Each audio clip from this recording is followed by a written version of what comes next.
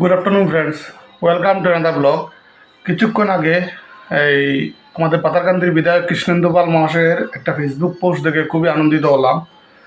Facebook পোস্টের কথা যেটা বলছি সেটা হয়তো অনেকেই বুঝে যাচ্ছেন যে কি ব্যাপার নিয়ে এটা।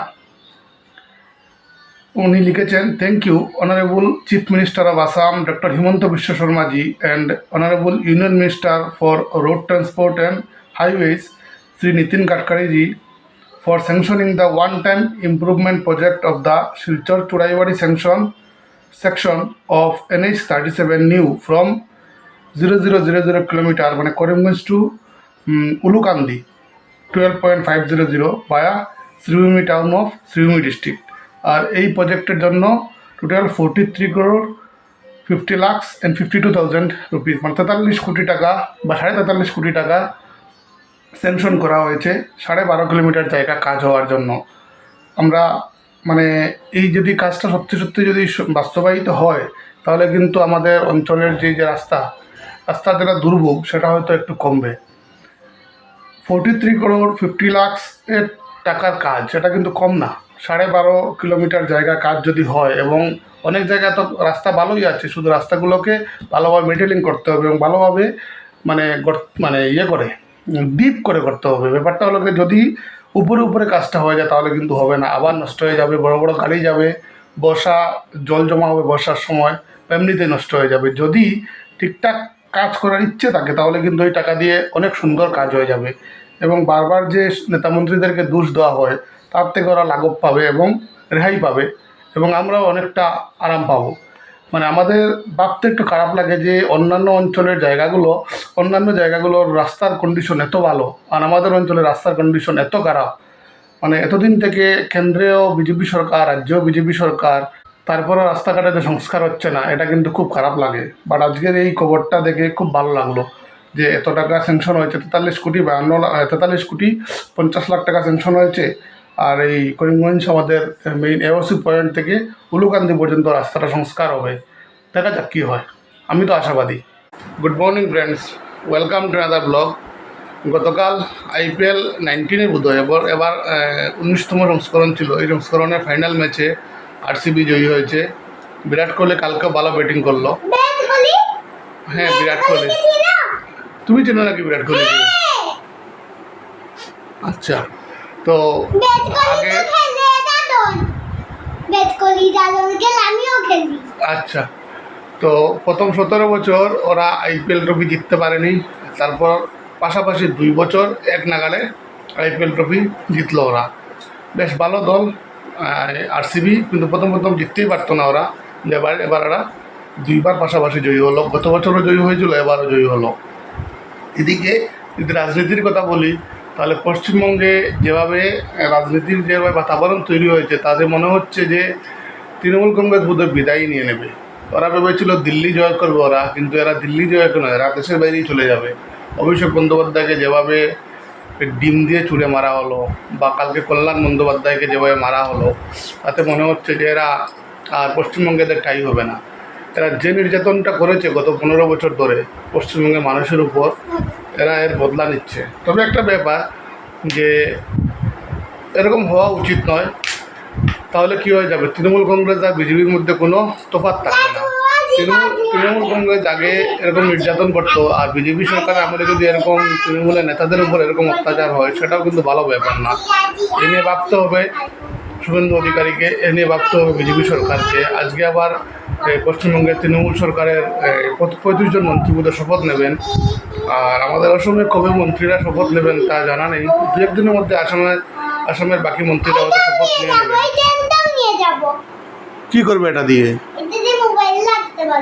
মোবাইলটা রাখবে কেন? মোবাইল দিয়ে তুমি করবেটা কি? এটা পাগল মোবাইল। আমরা এখনই যাচ্ছি, আমরা একটু পরেই চলে আসবো। আমরা গুয়াহাটিতে এত তাড়াতাড়ি যাওয়া যায় না। গুয়াহাটিতে সামার ভ্যাকেশনে যাব। সময় লাগে তো, টাইম লাগে গুয়াহাটিতে যেতে হলে। একদিনে যাওয়া যায় নাকি গুয়াহাটিতে? তুমি যে বুঝোই না তুমি। হ্যাঁ, কোথায় আজকে? না না, আজকে তো বাইকে করে যাবো।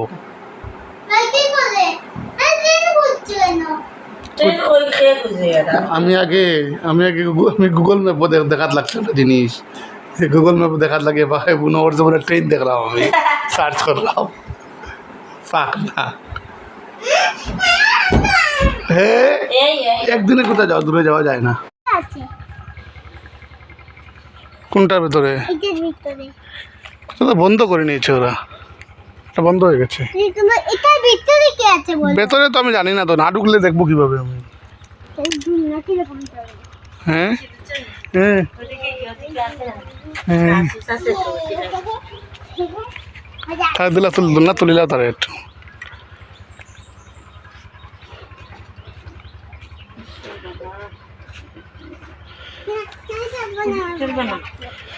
দাঁড়া দাঁড়া, আমি উঠি তো, আমি চড়ি, তুমি চড়বে না? উঠো, পারবে? আমি তুলে দিই, আমি উঠিয়ে দিই, আমি ধরবো তো। দুইজন উঠতে পারবে না, তুমি উঠো। ভাঙতো না, অত লম্বা অত বড় রশি ভাঙতো কেতার লাগিয়া?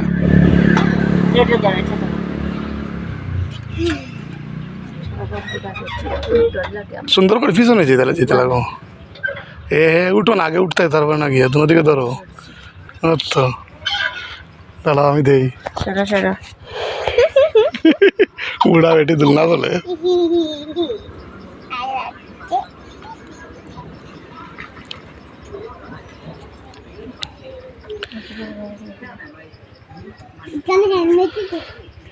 তুমি চড়বে নাকি পাপ্পা? তুমি চড়বে? কিসের বয় আবার? না না, পড়বে না, মাম্মা পড়ছে নাকি? আমি ধাক্কা দিয়ে দিই তোমার, দাঁড়াও।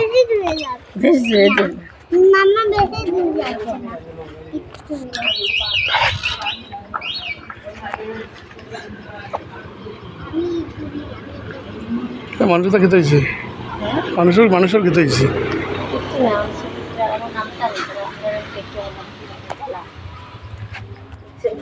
এটা বন্ধ হয়ে গেছে কাফিলাটা, কাফিলা রেস্টুরেন্ট। কাফিলা রিট হ্যাঁ বন্ধ, তারা যে করলিছে দেখছেন কি সুন্দর আছিল কিন্তু। হ্যাঁ, ওই দেখো, এটার ভিতরে তো বাক্কা জিনিস আছে।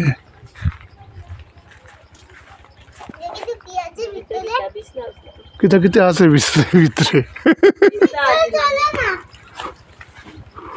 এটার ভিতরে চেয়ার আর টেবিল গুলো কলতা আছে। দেখো, দেখা যাবে না, তুমি দেখো, এখান থেকে দেখো, নিচে থেকে দেখো।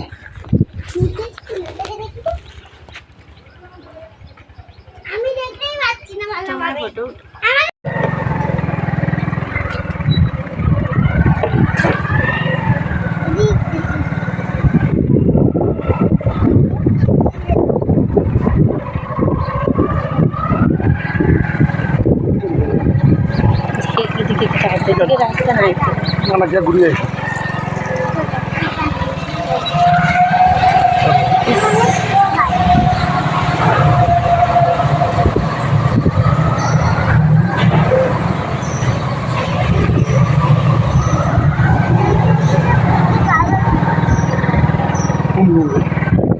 বন্ধ হইলাম।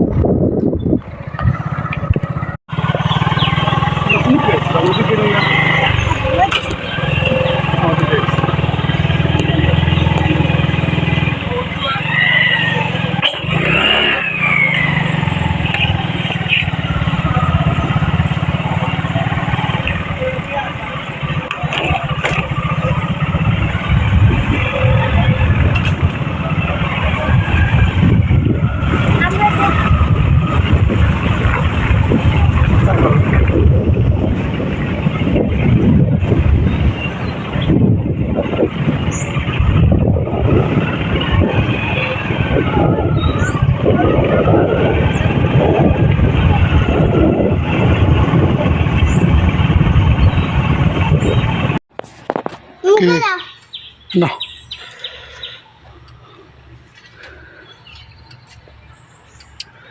এটা শ্রী শ্রী রাধা মদন গোপাল জয় প্রভু সীতানাথ সাধু বাবার আশ্রম।